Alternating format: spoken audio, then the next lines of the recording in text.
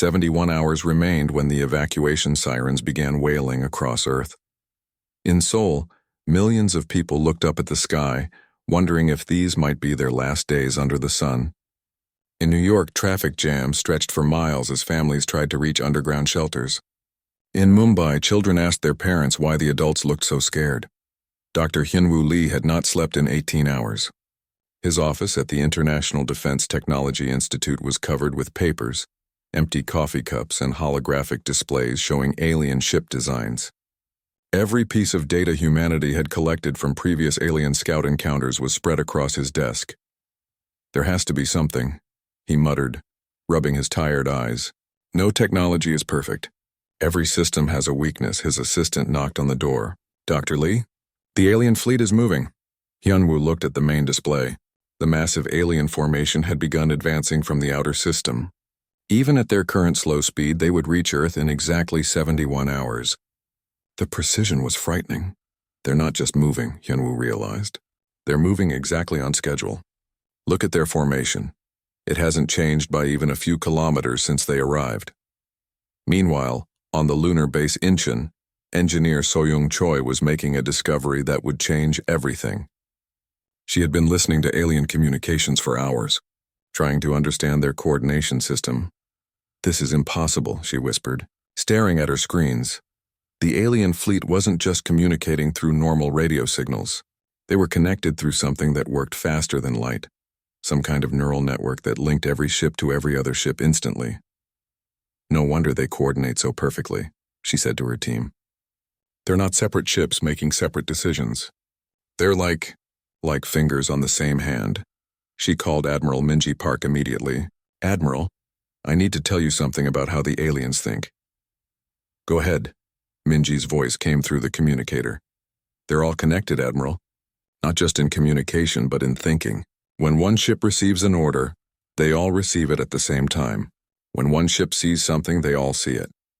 It's like fighting one giant creature with 10,000 bodies." There was silence on the other end. Then Minji asked, "What does that mean for us?" "It means they've never had to fight anyone who thinks differently than they do," So-young explained. "Every enemy they've ever faced probably fought like them. Organized, predictable, logical. They don't know how to handle chaos." High Commander Tsekelo stood on the bridge of his flagship watching the countdown timer. 68 hours, 14 minutes, 37 seconds remaining. Everything was proceeding exactly as planned. His tactical officer approached. "Commander, we're receiving requests from the other council species. They want to observe the invasion." "Granted," Tseklos replied. "Let them see how efficiently we handle primitive species. The Nixari have been questioning our methods lately. This will remind them why the Vorthak Empire leads the military operations." On the viewing screen, Earth grew slightly larger. To Tseklos, it looked like any other planet he had conquered. Blue water, green land, white clouds. The humans living there were just another obstacle to galactic order. "Time to planetary bombardment range?" he asked. "Exactly 72 hours from the ultimatum delivery," his officer replied. "All ships will arrive simultaneously and begin the assault pattern Alpha 7. "Excellent. Have all ship commanders review their targets one more time. I want this conquest to be a textbook example of Vorthak efficiency." Captain Ji-won Kim's ship was racing back to Earth at maximum speed. He had been on patrol near Mars when the ultimatum arrived, and Admiral Park had ordered all ships to return immediately. On his communication screen, he could see other human captains receiving the same desperate briefings. Captain Taehyun Kang from the patrol ship Daegu looked worried. Commander Jinwoo Park from the Orbital Defense Station Busan 7 looked angry. "Listen carefully." Admiral Park's voice came through the fleet-wide communication. "We cannot fight them the way they expect us to fight. If we try to match their organization and coordination, we will lose in minutes." "What's the alternative?" asked Captain Kang. "We fight like humans," Admiral Park replied. "We do things that don't make sense to them. We break every rule of military engagement they think they understand." Ji-won felt his heart racing. "Admiral, are you suggesting we abandon military doctrine entirely?" "I'm suggesting we remember that military doctrine was created by humans for fighting other humans," Park replied. "These aliens have never fought humans before. They don't know what we're capable of when we stop trying to be logical." On Earth, General Dong-hyun Nam was coordinating the ground defense preparations. But the more he learned about the alien capabilities, the more he realized ground defense might not matter. Their ships can bombard the surface from orbit, he told his staff. Our anti-aircraft systems weren't designed to shoot at spacecraft. If they get close to the planet, it's over. His aide pointed at the tactical display. Sir, what about the orbital defense platforms? 12 platforms against 10,000 ships? Dong Yin shook his head. It would be like throwing rocks at a hurricane. But Admiral Park had other ideas. She called all the platform commanders for a private conference. I need you to forget everything you learned about defensive warfare, she told them. Defense platforms are supposed to stay in position and protect their assigned sectors. I want you to do the opposite. Commander Jinwoo Park of the Busan 7 platform leaned forward. What do you mean, Admiral? I mean abandon your positions. Use your platforms as weapons, not fortresses. The aliens will expect you to sit still and shoot at them. Don't give them what they expect. That's insane, another commander protested. If we abandon our positions, we can't protect the shipping lanes or the civilian stations. If we do what they expect, Admiral Park replied, there won't be any shipping lanes or civilian stations left to protect. As the hours ticked by, reports came in from monitoring stations throughout the solar system. The alien fleet maintained perfect formation, never varying from their planned course by even a few thousand kilometers. Their ships moved like they were connected by invisible strings. Dr. Hyunwoo made another important discovery while studying the alien approach patterns. Admiral, they're not just organized, they're predictable. I can tell you exactly where every ship will be at any given moment for the next 70 hours. How is that useful? Admiral Park asked. Because if we can predict where they'll be, we can be where they don't expect us to be, Hyunwoo explained. They think in terms of optimal positioning and maximum efficiency. They'll put their ships exactly where military doctrine says they should be. And where will that leave us? Wherever military doctrine says we shouldn't be, Hyunwoo smiled. In all the wrong places, at all the wrong times, doing all the wrong things. With 50 hours remaining, Admiral Park made the most important decision in human history. She opened a channel to every human military unit in the solar system. All units, this is Admiral Park. In 50 hours, we will face an enemy that outnumbers us, outguns us, and has more advanced technology than we do. They expect us to fight like every other species they've conquered, organized, predictable and logical. She paused, looking at the faces of her officers around the command center. Instead, we're going to fight like humans. From this moment forward, every ship captain, every platform commander, every pilot has permission to ignore orders, break formation, and improvise.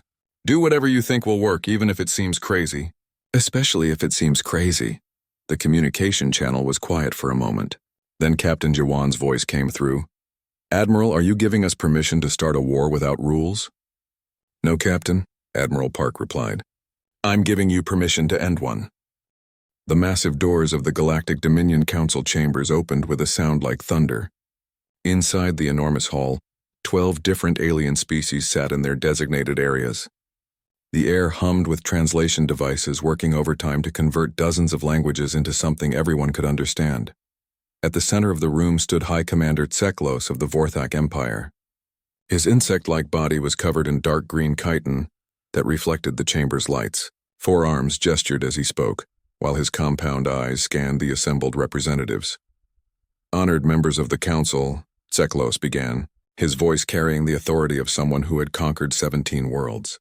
We are here to discuss the human problem. A ripple of agreement passed through the chamber. The crystalline Nexari representative chimed like broken glass. The gas-based ethereal delegate pulsed with different colors. Even the machine-like Kogani units clicked their approval. For 3 galactic cycles we have watched these humans advance at an alarming rate, Tseklos continued. They have gone from primitive combustion rockets to faster-than-light travel in less than 200 of their years. This rate of advancement is dangerous to galactic stability. On the massive screen behind him, images of Earth appeared.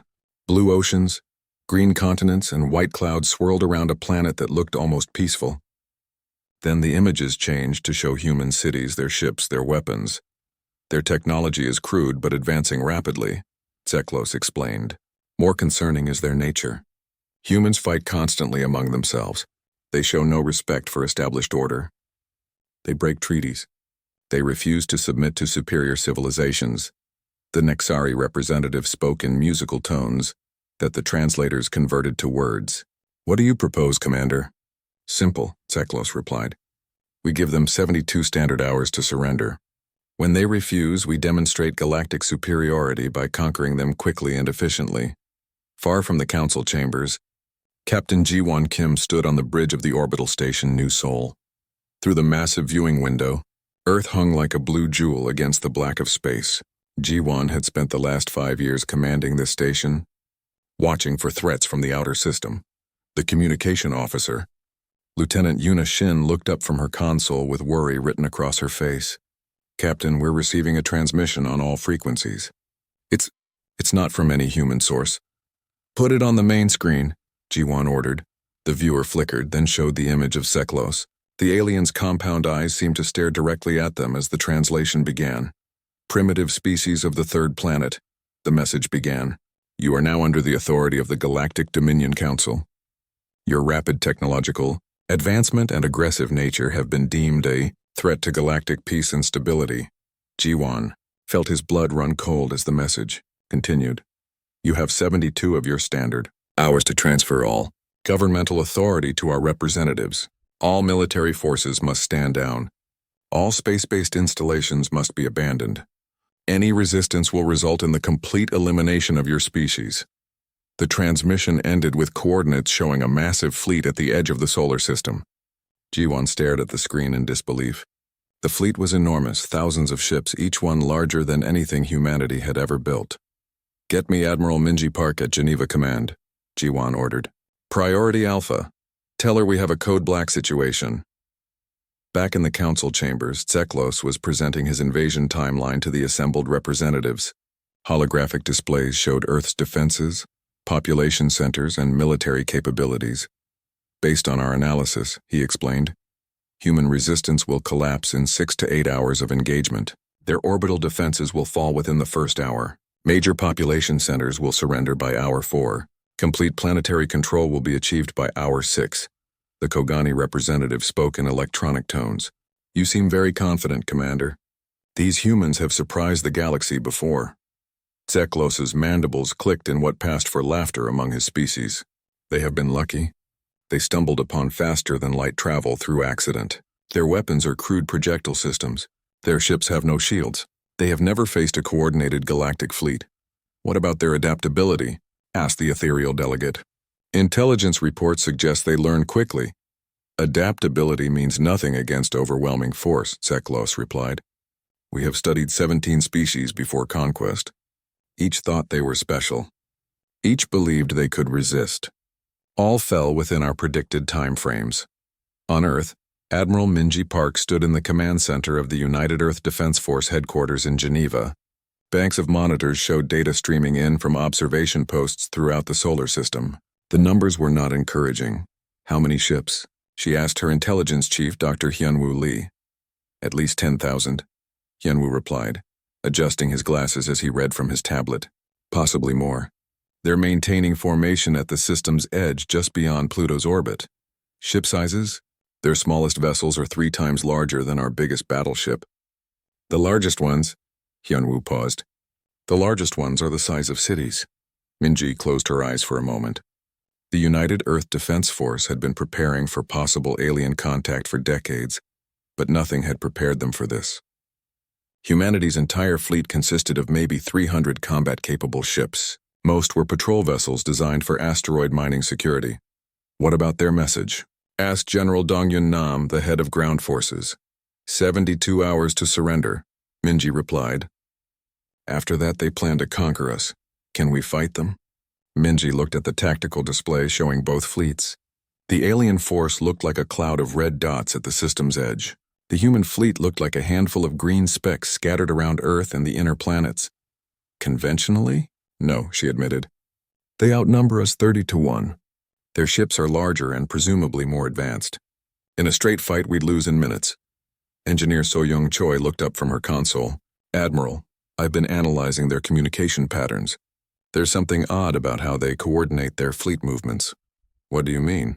They're not just communicating with each other, So-young explained. It's like they're all connected to the same network. Every ship responds to commands instantly and identically. It's perfect coordination, but But what? Minji asked. Perfect coordination requires perfect predictability, So-young said. They assume everyone will fight the way they fight, organized, logical, by the rules. Minji felt a spark of an idea forming. And humans don't always follow the rules. No, Admiral. So-young smiled grimly. We really don't. As the 72-hour countdown began, both sides prepared for war. The aliens expected a brief, efficient conquest based on superior technology and numbers. The humans began planning something the galaxy had never seen before. A war fought without rules, without predictability, without following any doctrine that made sense. Neither side knew that this conflict would be over in 47 minutes and change everything the galaxy thought it knew about warfare. The alien fleet arrived in Earth's orbital space with the precision of a clockwork mechanism. Every ship moved to its assigned position exactly on schedule. High Commander Tseklos watched from his flagship's bridge as 10,000 vessels arranged themselves in the perfect attack formation that had conquered 17 worlds, all. Ships report ready, his tactical officer announced. Orbital bombardment will begin in 3 minutes precisely as planned.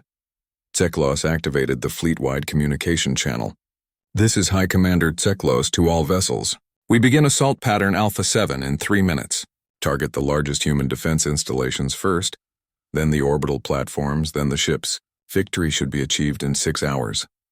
On the screens around his bridge, Tseklos could see the pathetic human fleet, a few hundred small ships scattered around their planet like leaves in the wind. No formation, no coordination, no discipline. It would be like crushing insects. Begin bombardment, he ordered. The alien fleet opened fire with perfect synchronization. Thousands of energy beams lanced out toward the human orbital defense platforms. The weapons were precise, powerful, and targeted exactly where the platforms should have been. Most of the shots hit empty space. Report, Tseklos demanded. Sir, the human platforms are not in their assigned defensive positions, his officer replied, confusion clear in his voice. On the orbital defense platform Busan 7, Commander Jinwoo Park was laughing as alien energy beams passed harmlessly through the space where his platform had been stationed for the past 3 years. 36 hours ago, he had moved his entire platform to a new position that made no military sense at all. All weapons, target the alien communication ships, he ordered. Not the big warships, the little ones between them. His weapons officer looked confused. Sir, those ships don't appear to be military threats. Exactly, Jinwoo grinned. They're not expecting us to shoot at them. Near the moon, Lieutenant Yuna Shin was piloting her small interceptor toward the massive alien fleet. Her mission made no sense according to any military manual ever written. She was supposed to attack not the enemy fleet but the communication relays between their ships. Control, this is Sparrow 7, she radioed. Beginning attack run on communication targets. Confirmed, Sparrow 7. Remember, hit the relays, not the warships. Yuna dove her tiny ship between 2 massive alien dreadnoughts. The aliens' weapons turned to track her, but their targeting systems were designed for large-scale fleet battles. Her ship was too small and moving too erratically for them to hit. She fired her missiles not at the alien ships, but at a small device floating between them, a communication relay that helped coordinate their fleet network. The relay exploded in a small flash of light. For exactly 2.3 seconds, the 2 alien dreadnoughts lost contact with the fleet network. In those 2.3 seconds, something the aliens had never experienced happened. The ships had to think for themselves. One ship stopped firing and waited for orders. The other continued its attack pattern but targeted empty space where the network said human ships should be, but weren't. High Commander Tseklos felt something he had never felt before in 17 conquests. Confusion. What is happening? He demanded. Sir, the humans are not following standard military doctrine, his tactical officer reported.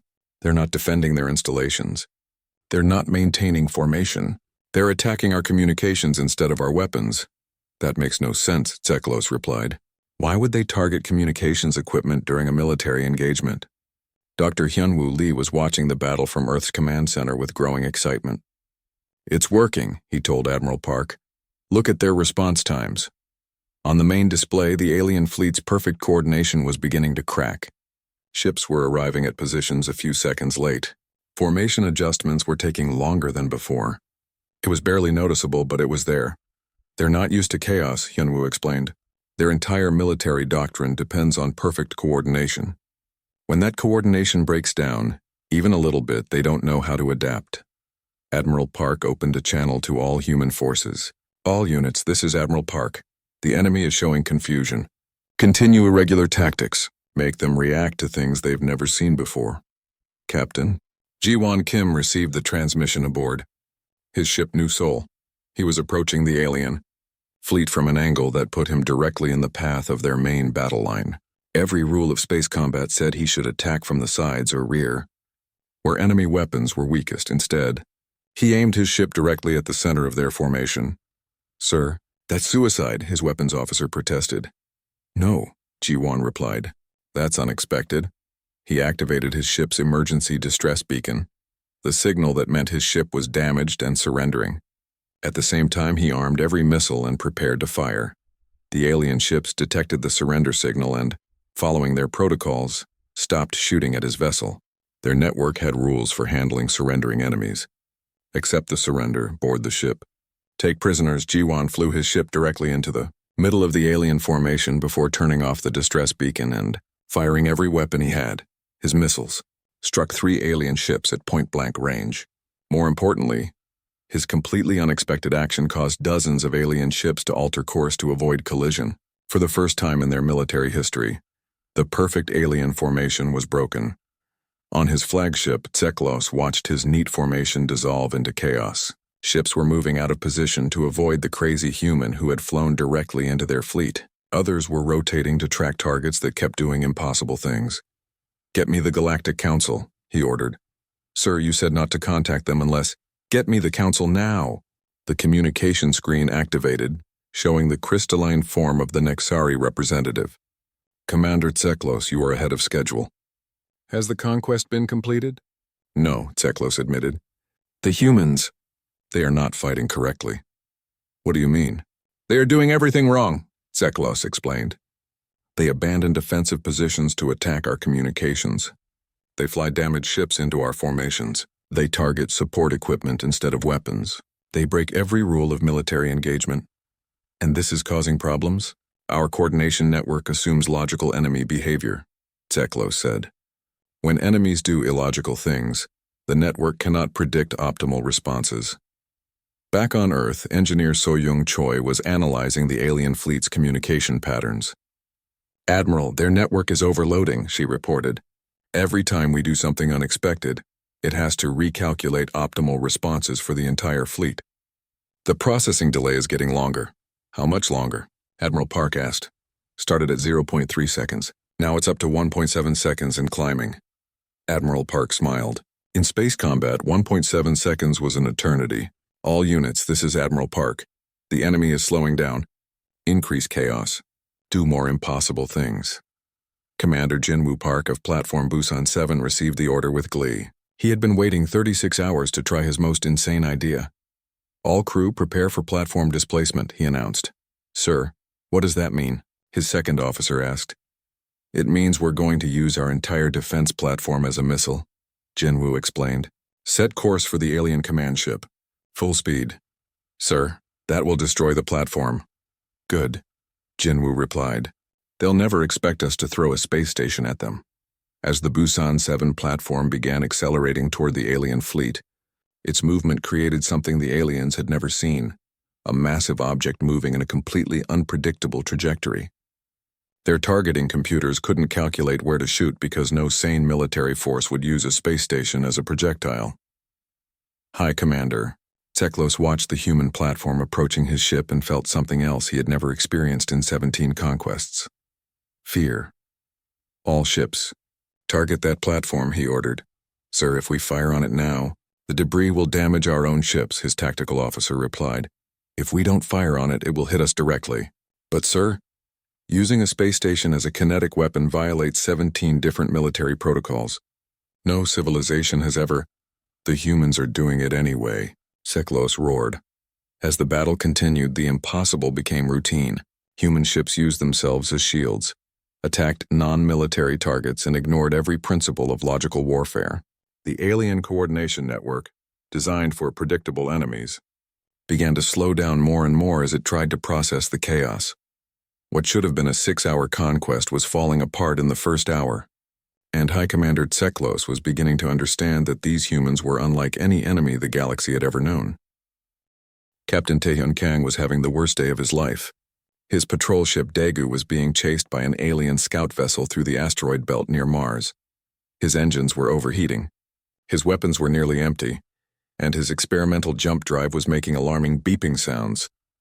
"Sir, the jump drive is showing critical warnings," his engineer reported. "If we try to jump now, we might tear a hole in space-time." "Do it anyway," Taehyun ordered. At this point, tearing a hole in space-time sounds better than getting blown up by aliens. "Sir, I really don't think—" "Do it." The engineer pressed the jump activation button. For a moment, nothing happened. Then reality seemed to twist around the ship. Instead of the normal smooth transition to faster-than-light travel, space itself seemed to rip open like fabric. The hole in space-time lasted for exactly 0.7 seconds before snapping closed. When it did, the alien scout ship that had been chasing them was gone. Not destroyed, gone. There was no debris, no explosion, no energy signature. The ship had simply stopped existing. "What just happened?" Taehyun whispered. "I think," his engineer said slowly, "we just learned how to delete things from reality." The Discovery reached Admiral Park within minutes. Dr. Hyunwoo analyzed the sensor data from Taehyun's ship with growing excitement. "Admiral, this changes everything," he said. "The jump drive doesn't just move us through space, it manipulates space itself, and the alien's shield technology has never encountered spatial distortion weapons. Are you saying we can use our jump drives as weapons?" "I'm saying we've been building reality-tearing devices and calling them transportation." Hyunwoo grinned. "Every human ship with a jump drive is carrying a weapon the aliens can't defend against." Admiral Park immediately opened communications to the entire human fleet. "All ships with jump drives, this is Admiral Park with new orders. Stop using your jump drives for transportation. Start using them as weapons." High Commander Tseklos was receiving increasingly desperate reports from his fleet commanders. The human chaos tactics were working. His ships were arriving at position several seconds late. Formation changes were taking longer to coordinate. Worst of all, the humans kept doing things that violated basic military logic. "Sir, the human platform collision was successful," his tactical officer reported. Platform Busan 7 struck the heavy cruiser Vorthax Pride. Both vessels destroyed. "How can that be successful?" Tseklos demanded. "They lost their platform." "Yes, sir, but they also destroyed one of our largest ships. The exchange rate doesn't make mathematical sense, but it worked in their favor." Tseklos felt his mandibles clicking nervously. In 32 minutes of combat, his fleet had lost 17 ships to an enemy that should have been eliminated in the first hour. This was impossible. "Get me reinforcements from the reserve fleet," he ordered. "Sir, the reserves are 12 hours away." "Then get me an explanation for how these primitives are destroying our ships." Engineer So-young Choi was monitoring alien communications from her lunar base when she detected something important. "Admiral, the alien network is showing massive strain. Their coordination delays are now up to 4.2 seconds and climbing." "What's causing the delays?" "Us," So-young explained. "Every time we do something unpredictable, their network has to recalculate optimal responses for 10,000 ships. It's like trying to solve a new math problem every few seconds." Admiral Park realized the opportunity. "All ships, maximum chaos mode. Do things that make no sense. Confuse their computers." Captain Jiwon received the order and immediately came up with the most senseless tactic he could imagine. He broadcast a surrender message to the alien fleet, then fired missiles at his own ship to make it look damaged, then flew directly toward Earth's atmosphere. The alien ships chasing him were completely confused. Why was the human attacking himself? Why was he flying toward the planet instead of away from it? Their network spent precious seconds trying to understand the logic behind actions that had no logic. Meanwhile, Commander Jinwoo's sacrifice with Platform Busan 7 had inspired other platform commanders to try equally insane tactics. Platform Seoul 2 launched itself not at enemy ships, but at empty space between enemy formations, forcing the aliens to change course to avoid debris that wasn't even targeting them. But the real turning point came in minute 32 of the engagement. Captain Taehyun had been experimenting with his broken jump drive when he realized something amazing. He could control where the space-time tears appeared. Instead of just accidentally deleting alien ships, he could intentionally target them. "All ships with jump drives, this is Captain Kang," he broadcast. "I know how to weaponize the jump drive. You don't jump yourself, you jump space around the target. The instructions were simple but revolutionary. Instead of using the jump drive to move their own ship, they could use it to move pieces of space itself. Point the drive at an enemy ship, activate it, and watch as that section of reality briefly folded in on itself. The results were devastating. Alien ships that had never been touched by conventional human weapons began developing massive hull breaches as reality itself was torn around them. Their shields, designed to deflect energy weapons and physical projectiles, were completely useless against attacks that targeted space-time itself.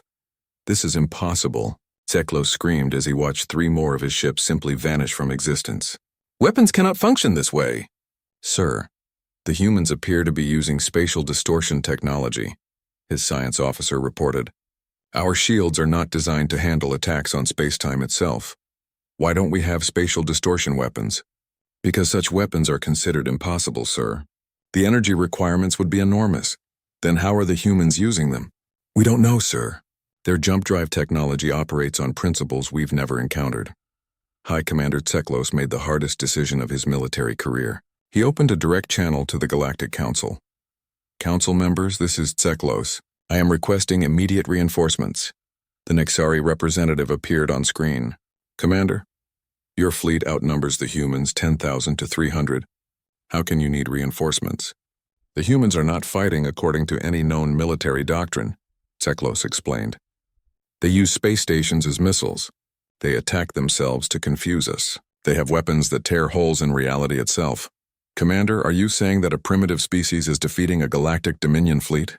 "I am saying," Zeklos replied grimly, "that these humans do not fight wars. They fight chaos itself."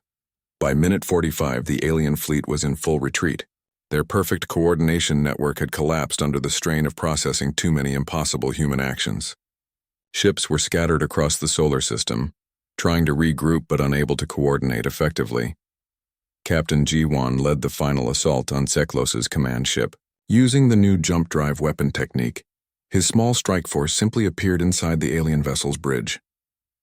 The alien neural network, designed for coordinated fleet operations, had no protocols for dealing with boarding actions that bypassed the exterior of the ship entirely. "Surrender," G1 said, pointing his weapon at the massive insectoid commander. Zeklos looked around his bridge at the humans who had somehow materialized inside his ship. His compound eyes focused on G1. "How do you fight an enemy that doesn't follow their own rules?" "We don't follow any rules," G1 replied. "That's what makes us human." The battle ended in 47 minutes and 16 seconds. The alien fleet that was supposed to conquer Earth in 6 hours was either destroyed, retreating, or surrendering. The impossible had happened. Humanity had won. In the aftermath, as rescue ships moved to collect survivors from both sides, Admiral Park sent a message to the Galactic Council. "This is Admiral Minji Park of the United Earth Defense Force. Your invasion fleet has been defeated. Your commander is in our custody. If you want to discuss terms, we suggest you come prepared to negotiate, not dictate. The galaxy would never be the same." A species that fought with chaos had just defeated the most organized military force in known history. The age of predictable warfare was over, and the age of human unpredictability had begun. 3 days after the 47-minute war, the Galactic Dominion Council convened an emergency session. For the first time in their history, they were not meeting to discuss the conquest of a primitive species. They were meeting to understand how a primitive species had conquered them. Admiral Jiwon Kim stood in what used to be High Commander Zeklos's command chamber. The massive insectoid sat in a restraint chair, his compound eyes still showing disbelief at what had happened. Through a translator device, he kept asking the same question. "How do you fight an enemy that doesn't follow their own rules?" "We don't follow any rules," Jiwon explained patiently. "Humans write rules, then break them when the rules don't work. It's what we do." "But without rules, how do you coordinate? How do you plan? How do you achieve victory?" Jiwon thought about this. "We don't plan for victory. We plan for survival.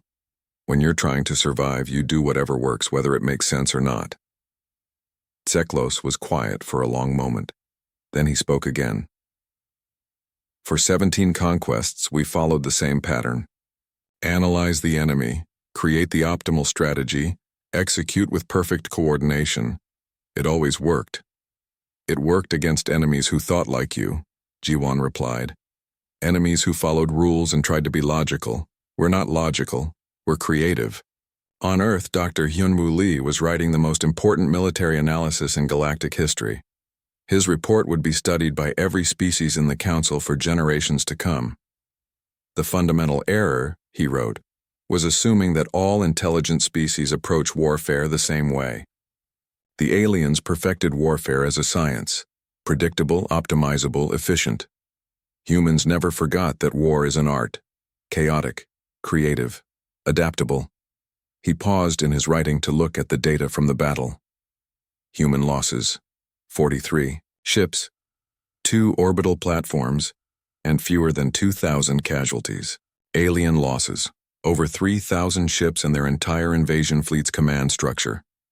The aliens' greatest strength was also their greatest weakness, he continued typing. Perfect coordination requires perfect predictability. When faced with an enemy that was perfectly unpredictable, their coordination system collapsed.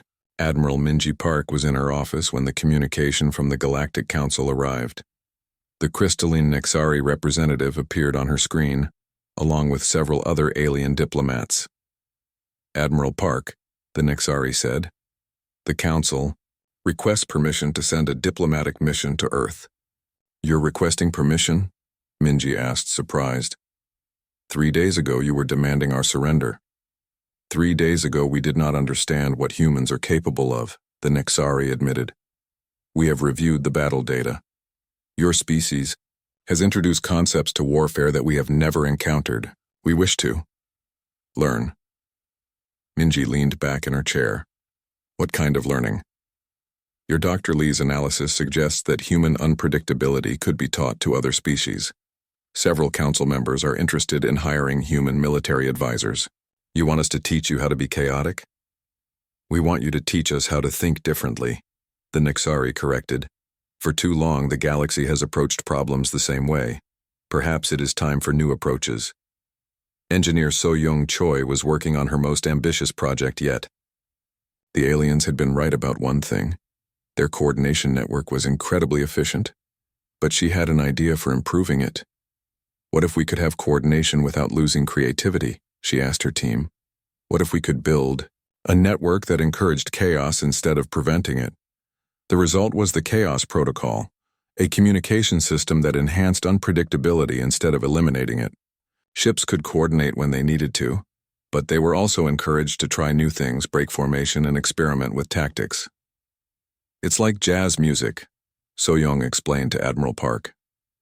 Everyone plays their own part, but somehow it all works together to create something beautiful. Several alien species had already requested access to the Chaos Protocol. The rigid military doctrines that had dominated the galaxy for millennia were being questioned for the first time. Captain Taehyun Kang became something of a celebrity after his discovery of weaponized jump drives. Scientists from across the galaxy wanted to understand how humans had accidentally created space-time distortion weapons while trying to build transportation devices. We didn't mean to, Taehyun explained to a group of alien researchers. We were just trying to go faster than light. The fact that our drive tears holes in reality was a side effect we didn't even notice until the middle of a battle. The lead researcher, a tall, thin creature from the ethereal species, pulsed different colors as it processed this information. You created universe-altering technology by accident? We create most of our best technology by accident, Taehyun replied. We were trying to make better explosives and accidentally invented spaceflight. We were trying to make faster computers and accidentally created artificial intelligence. We don't usually set out to revolutionize physics. It just happens. The concept of accidental innovation was completely foreign to most galactic species. They planned their technological advancement carefully, following logical development paths that had been proven by other civilizations. The idea that major breakthroughs could come from mistakes and experimentation was revolutionary. 6 months after the 47-minute war, representatives from across the galaxy gathered on Earth for the signing of the Chaos Accords. The treaty formally recognized humanity not as a conquered species, but as the galaxy's first doctrine breakers, a military classification that had never existed before. Admiral Ji-won Kim, now promoted to Fleet Admiral, stood before the assembled diplomats. "This treaty recognizes that there are many ways to think about problems," he said. "For too long, the galaxy has used one approach to everything. Maybe it's time to try new approaches." The signing ceremony was held in Geneva, in the same building where humanity had planned its defense against the alien invasion. As each species representative signed the document, they formally agreed to 3 principles. First, that military doctrine should be flexible, not rigid. Second, that unexpected solutions often work better than expected ones. Third, that diversity of thought makes civilizations stronger, not weaker. Former High Commander Tseklos, now serving as a liaison between the Vorthak Empire and humanity, had spent months studying human military history. What he found amazed him. "You have been fighting this way for your entire history," he told Admiral Park during one of their regular meetings. "Every major human military victory came from doing something your enemies didn't expect." "That's true," Park agreed. "We're not the strongest species in the galaxy or the smartest or the most advanced, but we're good at adapting." "More than adapting," Tseklos corrected. "You are good at making others adapt to you. In 17 conquests, we forced other species to fight our way. You forced us to fight your way." The political ramifications of humanity's victory continued to spread throughout the galaxy. Species that had been conquered by the galactic dominion began requesting independence, inspired by humanity's example. Others wanted to join what was being called the Creative Alliance, a loose confederation of species that valued innovation over tradition. Dr. Hyun-woo published his final report on the battle exactly 1 year after the invasion. The document became required reading at military academies across the galaxy. The 47-minute war proved that there is no such thing as an unbeatable military doctrine, he concluded. Every system has weaknesses. Every strategy can be countered. The key is not to perfect one approach, but to remain flexible enough to try new approaches when the old ones stop working. The report's final paragraph became one of the most quoted passages in galactic history. The aliens calculated that humanity would lose in hours. Humans won in minutes. But the real victory was not in the battle itself. It was in proving that calculation is not the only way to solve problems. Sometimes the best answer is the one you don't plan for. 5 years later, Captain Taehyun Kang stood on the bridge of the first human-designed starship built with galactic technology. Around him, his crew included humans, Vorthak, Nexari, and 3 other species working together using the Chaos Protocol. "Captain," his Vorthak tactical officer reported, "we're approaching the disputed system. The pirates have taken hostages on the 3rd planet." "Recommendations?" Taehyun asked. His Nexari communications officer chimed like musical bells. "Standard procedure would be to blockade the system and negotiate." "The pirates are expecting standard procedure," his human weapons officer added. "Maybe we should do something they're not expecting." Taehyun smiled. "Any ideas?" "We could pretend to be a merchant vessel and get close to the planet," suggested the ethereal engineer. "Then use the jump drive to appear directly in their base." "That violates about 15 different diplomatic protocols," the Vorthak officer pointed out. "Perfect," Taehyun replied. "If it violates protocols, they won't be prepared for it." As the ship began its approach to the planet, Taehyun reflected on how much the galaxy had changed. 5 years ago, his crew would have followed rigid military doctrine and probably gotten the hostages killed. Now they were free to be creative, to try new things, to break rules when the rules didn't work. The galaxy was learning to think like humans, and the universe was.